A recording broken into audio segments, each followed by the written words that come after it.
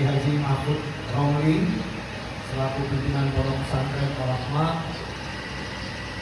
dan saya hormati Imam Masjid Ustaz Tohono, dan saya hormati majelis guru, para pengajar, yang saya hormati Direktur Pengasuhan Ustaz Syafaat, dan seluruh pejabat utama Polda Banten, wabil khusus anak-anakku, para santri, para santriwati yang dimuliakan oleh Allah Subhanahu wa Ta'ala. Pertama-tama marilah kita panjatkan puji syukur kepada Allah Subhanahu wa Ta'ala karena atas limpahan rahmat dan karunia-Nya kita dapat berkumpul di masjid yang penuh dengan kemuliaan ini, di Pesantren Al-Rahmah. Saya sangat bersyukur dan berterima kasih karena diberikan kesempatan untuk menyampaikan sepatah dua kata atau tausiah Kamtibmas. Dan saya tentunya sangat berbahagia ya, karena bisa bertatap muka dengan segenap anak-anakku semua, para santri santriwati yang sedang melaksanakan pendidikan di Kawah Canda di Muka, di bumi Pesantren Al-Rahmah yang sangat membahagiakan ini. Ya, saya yakin ya, seperti tadi juga yang disampaikan oleh Ustaz Mahfud, bahwa adik-adik semua insya Allah akan menjadi generasi penerus bangsa. Amin. Yang akan menentukan, sangat menentukan bangsa dan negara kita yang tercinta, Indonesia. Di tangan adik-adik semualah nanti nasib bangsa ini akan ditentukan. Insya Allah akan ada yang berdiri seperti saya. Amin. Amin. Atau menjadi direktur lalu lintas. Amin. Dimas, dan polisi-polisi, dan juga mungkin jadi tentara. Amin. Ada yang menjadi polisi? Angkat tangan, boleh? Dan malu-malu, angkat tangan. Banyak tuh. Polwan di atas Perempuan juga tuh. boleh jadi polisi wanita. Polwan tuh di atas tuh. Yang di atas tuh Pak, polwan. Alhamdulillah. Insya Allah dengan ancung itu dijabah oleh Allah. Amin. Jadi polisi masa depan. Mudah-mudahan saya masih jadi polisi juga. Jadi ketemu nanti. Di sini ada pemasang. Ada. Baik, para Nanti ini yang moto-motonya. para santri santriwati Ada Ustaz Bayu itu nanti. dan Bagian jamaah kasih. salat Jumat yang dimuliakan oleh Allah. Ini di post di Subhanahu wa Ta'ala. Instagram kita juga, mungkin nanti di tag. Intinya kehadiran saya di sini yang pertama silaturahmi bertatap muka. Terima kasih sudah diterima oleh Pak Kiai dan seluruh pengurus pesantren dengan sangat luar biasa. Yang kedua, tentunya saya ingin menyampaikan bahwa kegiatan saya sebagai Kapolda Banten, program kerja saya yaitu kegiatan Jumat keliling dan sholat subuh keliling, atau disingkat jumling dan suling. Jangan juling ya, tapi jumling. Kenapa? Karena ya tentunya kita sebagai umat Islam, sholat adalah salah satu kewajiban kita.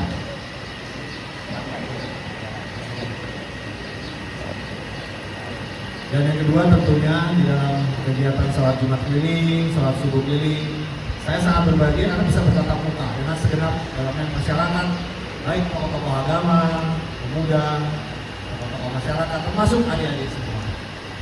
Ya, saya memiliki kepentingan untuk menjaga Kamtibmas ini, menyampaikan hal-hal yang mungkin dirasa perlu, dan insya Allah setelah itu kita bisa berdiskusi, ya, mendapatkan banyak masukan, informasi, juga sekaligus bisa mungkin memberikan solusi-solusi yang terbaik di dalam kita memelihara Kamtibmas yang tentunya saya pun menyadari bahwa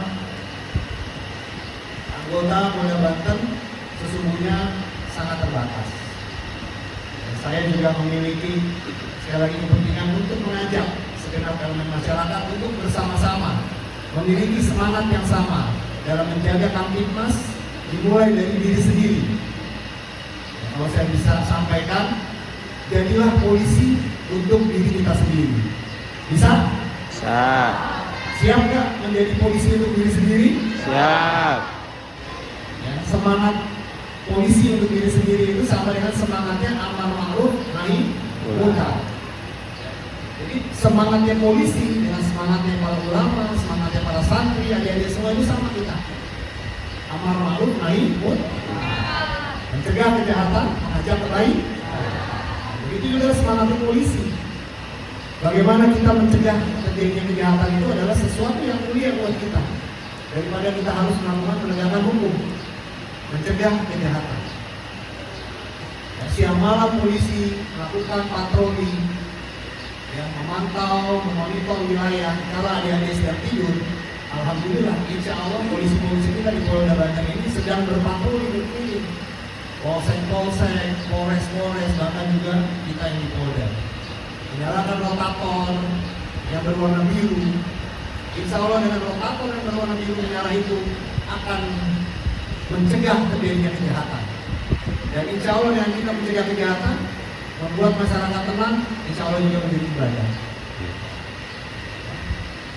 Karena kalau pelaku kejahatan dengan rotator biru itu sudah takut kalau orang jahat kan begitu. Betul nggak?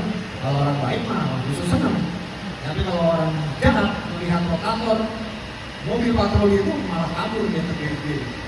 Insya Allah mau melakukan kejahatan menjadi tidak jadi mengurungkan niatnya. Itu citanya kita polisi sejatinya adalah mencegah terjadinya kejahatan. Dan tentunya dalam forum-forum yang baik seperti ini, kami juga berusaha untuk mengajak kebaikan kepada adik semua. Saya menyampaikan pesan-pesan Kamtibmas seperti ini, insya Allah juga membentuk hati kita semua bergandengan tangan untuk sama-sama melakukan upaya-upaya dari diri kita sendiri, dari adik-adik kita, kakak kita, saudara-saudara kita, sahabat-sahabat kita yang ada di kampung-kampung kita, yang ada di rumah. Kita ajak, kita ingatkan, kita himbau, ya, janganlah naik motor nggak pakai helm, misalnya gitu kan? Ya, nggak usah kita nongkrong malam minggu, apalagi, ya kan? Motornya udah dimodifikasi, misalnya pakai knalpot yang bronc, ya? Ada nggak yang seperti itu? Ada. Mungkin ada, mungkin enggak. Mungkin juga ada. Nah, kalau diganti motor bronc, knalpotnya bronc, terus digeber-geber, mengganggu nggak? Saja udah mengganggu. Belum lagi kalau sudah lebih jangan sampai ditambah lagi ada yang bawa minuman keras. Kita dari tempat ini kita mengajak saudara-saudara kita, ya. Hati-hati karena minuman keras dijual di mana aja. Di warung-warung itu ada. Tapi nyolong-nyolong dia betul-betul. Bahkan ada yang menjual nyolong-nyolong juga obat-obatan keras. Ya. Enggak mahal juga. 100.000 itu dapat berapa biji? 10 biji. Ditelan semua. Nah, ditelan satu, ada 10. Bayangkan. Makanya kita masih sangat prihatin melihat banyak saudara-saudara adik-adik semua, teman-teman adik-adik di luar sana, ya, masih pada SMP. Saya kemarin ketemu di satu polsek, ya, itu habis nongkrong, minum-minum. Saya tanya sekolah nggak? Nggak sekolah, padahal masih SMP. Yang SMA pun begitu, sudah putus sekolah. Nah, ini tugas kita semua. Akhirnya apa? Ya itu tadi, nongkrong di jalan, minuman keras, bahkan konsumsi obat-obatan, mulai cari gara-gara. Ya, cari gara-gara juga sepele aja. Hanya ingin butuh eksistensi, pengakuan diri. Ya, apalagi sekarang dengan berkembangnya media sosial. Ya, biar dibilang jagoan. Ya, gengnya diakui, ya, gengnya, geng motor. Ya, ya kan? Diupload itu, janjian mau tawuran, janjian. Supaya apa? Pada saat mau tawuran, diupload dulu selfie-nya, divideokan, ya kan?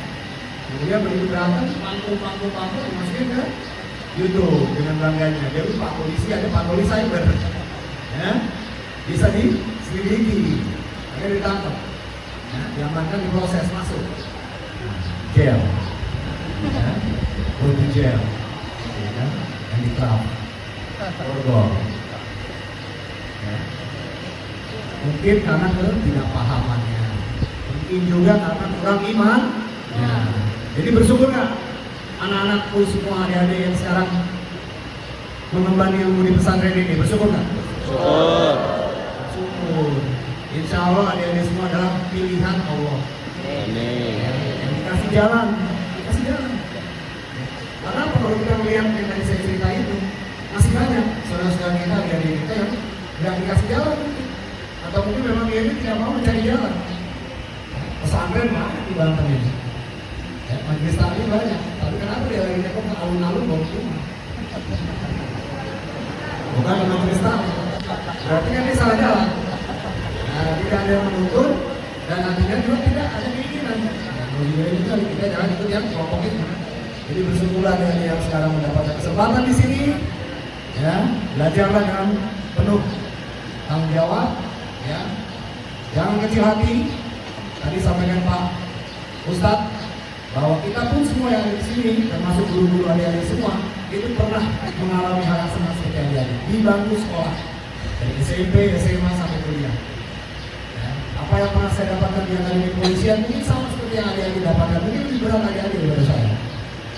Ya, karena ilmu agama yang adik-adik terima di sini itu butuh sebuah disiplin, dan waktu, minimal sholat 5 waktu, dari subuh sampai isya, belum lagi sholat sunnah, duha, dan sebagainya. Ditambah lagi harus mengupas Al-Quran, membedah Al-Quran, membaca Al-Quran, menghafal Al-Quran. Saya yakin jauh lebih berat daripada saya ketika melakukan kepolisian. Jadi adik-adik semua yang ada di sini bersyukur dan bangga. Dan saya pun kalau ditanya ingin seperti adik-adik, tapi ini saya udah nggak mampu lagi. Otak saya udah terbatas. Jadi kesempatan yang baik ini manfaatkan. Jadilah diri sendiri, teruslah bekerja keras, teruslah belajar, insya Allah menjadi orang-orang yang berkah dunia akhirat. Amin. Kemudian tentunya saya juga perlu mengingatkan bahwa dunia sekarang sudah semakin berkembang. Ya, kita tahu ada dunia maya atau cyber world, ya. Dulu nggak ada dunia maya. Ya, sekarang seiring sejalan perkembangan teknologi begitu luar biasa. Kita kalau tidak mengikuti teknologi kita akan ketinggalan. Dan bahkan di revolusi yang sebentar lagi ini akan 5.0 itu ada namanya AI, artificial intelligence. Ya. Sosoknya saya, tapi ternyata yang berbicara bukan saya. Bisa nggak seperti itu? Bisa. Bisa. Ya. Suara saya bisa berubah menjadi orang lain, tapi sosoknya saya. Ya. Bisa juga sosok orang lain, ya kan? Wajahnya berubah seperti saya.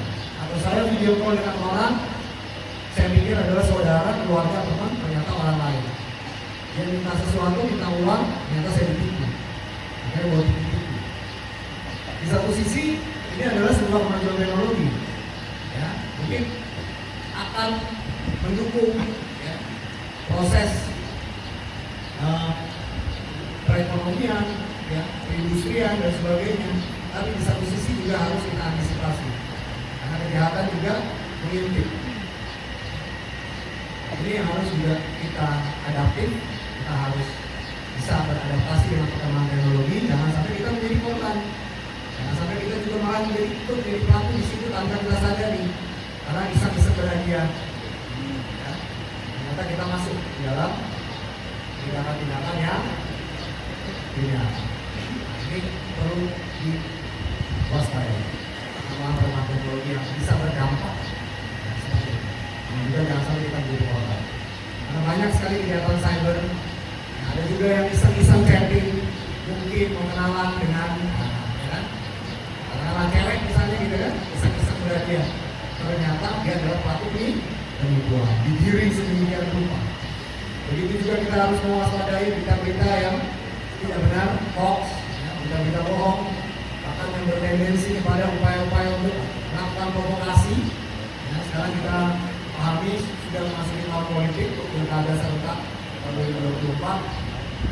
ini juga harus diwaspadai.